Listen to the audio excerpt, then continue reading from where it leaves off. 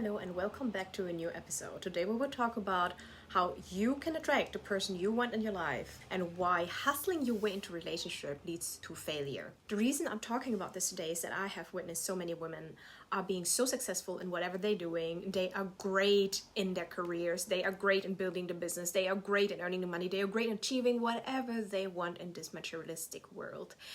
And I have a lot of friends who are extremely successful. The thing is that some of them who happen to be single, or some of the women who I'm counseling, they are being successful at work, but they feel they are not competent, they are not good enough when it comes to relationships, when it comes to dating, when it comes to attracting the right person.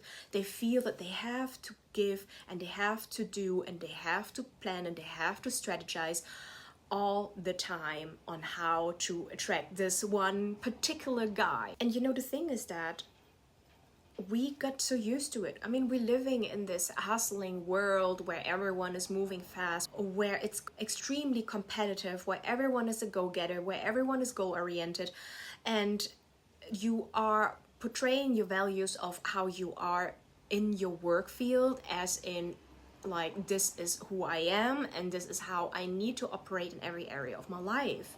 And the thing is that when it comes to comparing private life versus our careers, both of the areas, they look very similar to a man, because showing that you're driven, showing that you want something can also translate well in a man's world from the career, from the business perspective, but also from a relationship perspective, that he's planning everything, he's asking you out, he's taking care of that you guys meet at the right time, that it is convenient for you and for him as well. And here's how it looks for women. Just imagine Andrew is asking you at work if you need any help. So just you to prove to Andrew, you're replying to Andrew, hey, I do not need your help. This is on my project. I'm gonna get this done. That's okay. We can stick to our own lanes. So Andrew, who is your manager, appreciates it because that means that he has more time for the other team members. But when you translate it into the dating scene, when you translate it into the getting to know each other stage or in your relationship, then you basically are saying that you don't need the other person. You are good where you are. And this is where the difficulties in our nature comes into play.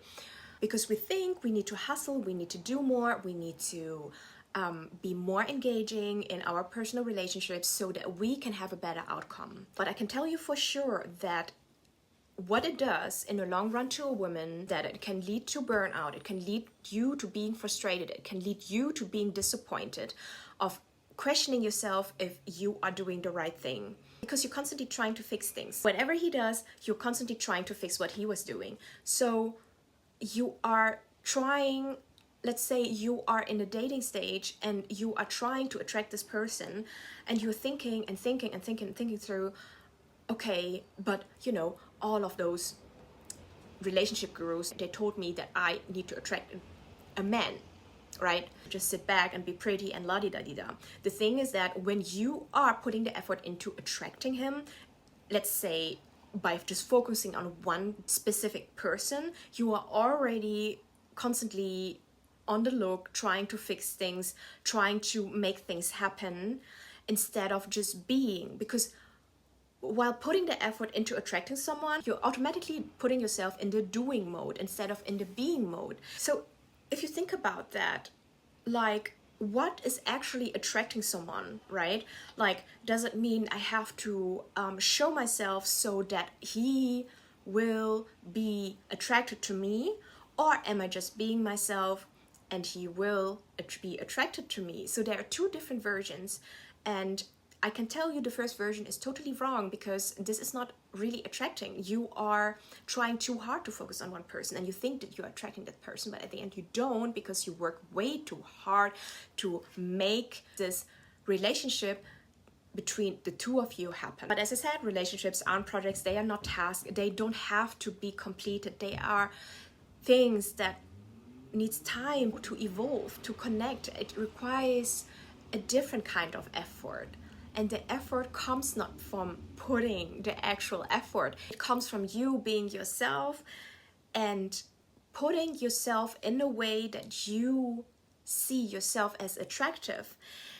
It comes from knowing that you are this being created by God to be beautiful, to be the way you are, and radiating with that light, with that energy that comes from within. You don't have to prove anything, honey. You don't have to prove anything. You are good as you are. But of course, there are also certain things where, let's say, as in a female energy, we do take care of, such as we put ourselves in a way that we find ourselves attractive. We are wearing the right things where we find ourselves attractive. We are putting the effort into putting on our makeup, and it doesn't even have to be a full face makeup, but even just, taking care of your skin is a great effort because you feel good.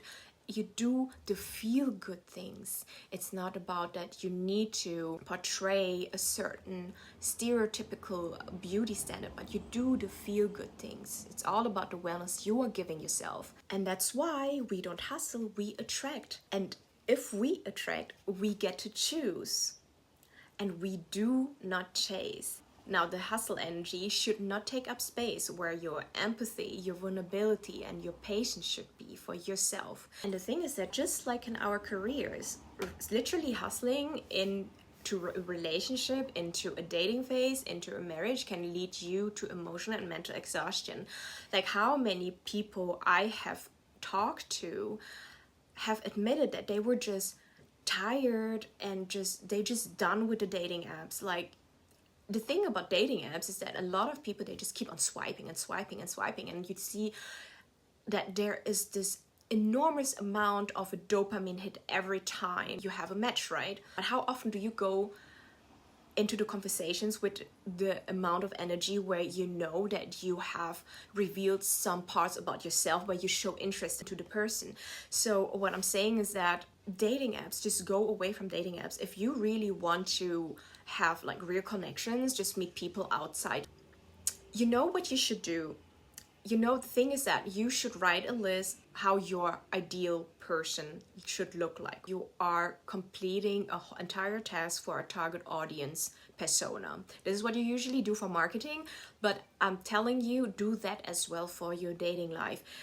Write down, what does the person like? How old should he be? What are his interests?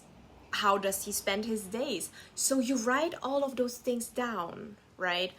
And then you see, where could this person be in his free time? What kind of events would this person attend to? Okay, let's call this persona Max. You have met Max in the bar in the middle of the week at 10 p.m. He's super drunk, but he looks good. You find him extremely attractive, and you fall for this type of person, okay? Let's assume you fall for this type of person just because you find them attractive, and maybe they were sweet talking to you. Now think about it. Honey, I really want you to think about, why is this person in the middle of the day, in the middle of the week, in the evening, in the bar, being drunk? Try to ask yourself, what are his priorities when he's in the middle of the week, in the bar, drunk, trying to sweet talk to you? And you really need to ask about this persona, like, how do they think? What are they busy with during their days? What is keeping them busy? What is keeping their mind busy? Now, versus, let's call persona B Andrew, yeah? You meet Andrew at an event. And it's an event where you can network with each other. You are talking about business growth. The topic is about finances. Now think about, what is the difference between Andrew and Max? And bear in mind, you met Andrew on a weekend at this event. You met Max in the middle of the week in the bar. How much do they both have in common? Probably not much, because what feeds their mind is what is important. Now, what kind of person do you want to attract? This kind of person you will find at the specific location where you will be going. And trust me, meeting people offline is the best thing you can do for yourself, and also just to avoid this screen addiction that gives you constant dopamine hits, but then at the end you don't really connect with the person. I've recently seen a statistic that this is actually what makes people depressed, because your brain is tricking you into thinking that whatever connection you're making through your phone is real connections, but actually they are not real connections. Because what if the person is not texting you back, okay? But if you know a person's lifestyle, if you know how their energy is in real life, you have a better picture of that person, you have a better understanding, you have a better connection, you leave a completely different impression instead of them just only seeing your pictures. Back to the hustle mentality, the thing is that you do miss a lot of red flags, right? If you hustle all the way to being in a relationship, you are overlooking red flags. Let's continue with Max, right? Like, you want to be so badly in a relationship that you just believe whatever Max is telling you, and you don't overlook the red flag that he's literally drunk and talking to you in the middle of the week, but you just go along with it because you feel that your energy is just aligned in that moment. So honey, one thing that you need to know is that don't trust people who are love bombing you. You know, the thing is that when people were texting me on those apps of where you get to know each other, when they're saying, hey beauty, hey cutie, how are you? I honestly unmatched them right away because it has no substance. Like, it literally has no substance. And you also think at the same time, probably he's just copy pasting the same message to 10 other women. And it's just so cheap. And you should not fall for that, okay? No love bombing. If a person wants to be in touch with you at the beginning phase constantly, it's a red flag. They are just needing your time, they're consuming your time for their own validation, to get their personal life validated, to get their ego validated, and you don't have time for that, okay? You only have time when you have been taking care of yourself, when you have consciously make the time for that person. It should not take up to 50% of your life, but especially when you're dating each other in the beginning stage, give it maybe 10%, and it should slowly increase, but not from being 50% to 200% of your life content. Now, if you happen to be already in a relationship and you want to make things work, you want to make him planning all the things, you need to understand that when you are putting too much pressure on yourself of like having this dream relationship that you have seen on Instagram, that you have seen on YouTube, then you also create a very stressful environment to let the relationship grow. And relationships should be a source of like comfort and support. And it's not like, you know, another arena for a high stake performances. And do understand that if you are comparing your relationship to the ones that you're seeing on social media, then I really can recommend you delete all your social media, because if you just want this social media relationship, ask yourself if you are even ready for a real and a truthful connection that is required in a relationship. Really ask yourself. Don't have this desire based on what you see for a relationship, but have this desire on base what you feel, okay? Ask your heart, like, what kind of person makes me being at peace, instead of seeing on what kind of situation. Situations can always be created if the person is right. Now, have the right energy before you put yourself on the market. Many of us are out there, even though we feel we are not ready yet. We're searching for this last piece of puzzle to be completed. And the thing is that you need to be already complete. No one can save your life. You cannot wait for a guy to save your life. You need to be that 100%, and then you can attract the other 10%, which makes 110%.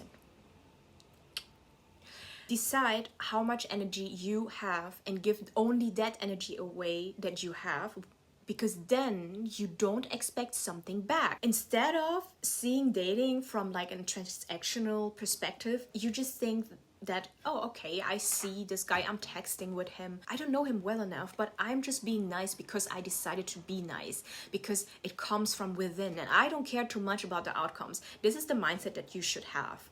And also that makes you less overthinking. The chance that you are burning out already or giving up on dating is much lower. And ultimately, it also gives you space to let go and just be yourself. Now, another way also to prevent of burning out is to set boundaries, right? Like as I mentioned before, there are a lot of people who are just love bombing you. Maybe they want to take a lot of time away from you. They are constantly texting you, calling you, and the thing is that you need to set boundaries. So if you are texting for 7 days with someone and this person is not asking to see you after 7 days, bear in mind you are not there for them, so they can just feed off your energy and tell their stories, and you giving them the validation whenever they want to, because you are spending way too much time texting. And how often has it happened that people are getting catfished? Listen, I have been catfished at least 2 or 3 times. And you know, the thing is that when you're texting with someone, you think based on their profile, based on how they look, based on how they're writing you, that there comes a certain amount with confidence. And the thing is that you don't know it, right? You don't know the energy until you're really standing in front of them, or maybe you can also just do a video call with them. But I'm just more a fan of like just meeting someone offline. And when you are being catfished, the 7 days that you have texted with them, they just gone. All the hours you spent on time on texting with them and fantasizing about who that person could be in your life. This is like 0 to 100, gone. Like, it's disappointing. And of course you get burned out. And of course you think, okay, is everyone like that? Okay, this person might not show themselves as authentic as you have expected, despite that you have putting yourself out there. The same thing also goes for waiting for the second date. Okay, set your boundaries. If a guy is not asking you for a second date after 48 hours, if the person is not thinking about you, then gone. You know, move on to the next. Don't focus too much on just one person and just talk to multiple people. And as I said also in all of my previous episodes, don't be intimate right away. Don't be intimate at all until you get married. But you should have a picture of that person, who that person is, and if your energies are aligned. If you can live with all the imperfections that the person is revealing to you from time to time. Is this person not texting to you? Move on. Is this person just giving little response to you? Just the bare minimum to go into the subjects that you're talking about, move on. And stop trying to fix people's behavior. You are not responsible for people's behavior. You know, the truth is that people do what they want to do. It's not about that he's trying to play hot and cold with you, but it's rather that he doesn't care too much. And if he doesn't care too much, then you move on. And you can tell people what they should care about, because this is not your place to be. But what you can do is that you find a person who cares enough about that they are being committed to see you, to spend time with you, to plan the things with you or for you. So stop teaching people, because people, they do already know. It's not that they don't know, they know. And people just, you know, especially with men, they just settle for the things that they think that it is enough to get you around their fingers. It's not about that they don't know, but they are just giving the bare minimum. And people can only give you the bare minimum if you accept the bare minimum. So raise your standards, and raise standards on certain behaviors that you only accept. Instead of nagging, instead of teaching, instead of being in that mindset of, oh, but I need to save him because he had such a bad childhood, because he had been through a lot. No, it's not your job. It's his job to fix himself. And then he can go on the dating market, because it's destructive as hell if someone is putting himself on the market despite knowing that they are not completed enough. So whatever I'm teaching you, you know, like of being that 100%, it applies not only to women, but also to men. So it's his responsibility, honey, and not yours. And also just be fine with seeing someone who you perceived as boring at the beginning. Because, again, you don't fall in love. I repeat it, you don't fall in love but you grow in love. And this is the most important thing that you need to learn on how to grow in love, because we are being sold constantly that we need to fall in love, that there is this one Prince Charming that is going to be in our life. No, you're gonna grow in love. Take it easy, because if you grow in love, you can also be better in your feminine energy. But if you fall in love, then you feel the need to have this constant rush of dopamine. And when you don't have that rush, then you are deprived. And what do you do if we get addicted to a feeling? When we are deprived, we do everything in our effort just to create the same feeling again, just to create the same situation again. But it is wrong. So take it slow.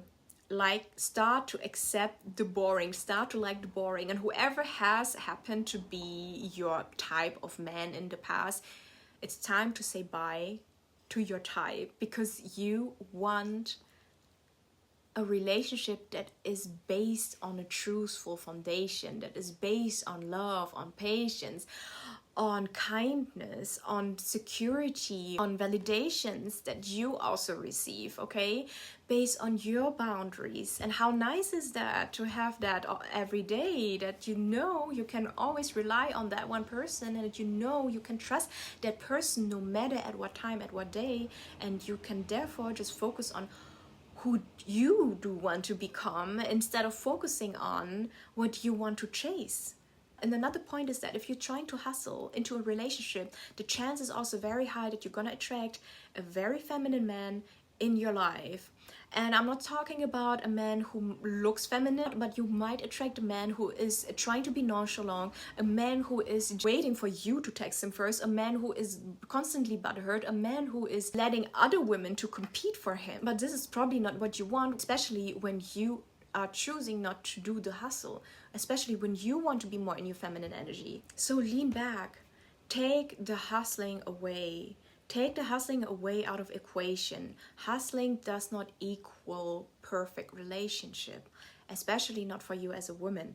What's important is your self-worth. What's important is your intuition. What's important is you knowing that you have been created by God just for the fact of being, that you're already good enough in being the way you are. Like, your worth is innate, and I keep on repeating that, but your worth is innate. You don't have to do a lot to experience the value. You are already having that inside you. It's just important that you have to unlock it by putting hustling away out of equation. I've recently heard someone saying something really smart, and it goes something like, a man's value is measured by how far he can climb up the mountain, and a woman's value is measured by how far she is falling from the top of the mountain. Now, if you have felt, honey, it's your time to get up and climb up again and be there. Remain yourself on the top of the mountain and let that person you want to attract in your life climbing up that mountain, because that's the masculine energy, because this is how a man is showing you his value. And you are showing your value by just being where you are, taking care of yourself, cultivating that love for yourself, so you can also giving that love once you're having a relationship with that particular person. So step back from hustling so you can give the man the chance to step up to get you in his life. I hope you learned something new, and I really hope that you know your worth, you know your value, you know why you are on this earth. It's time to get back to that energy. Until next time, mwah, love you.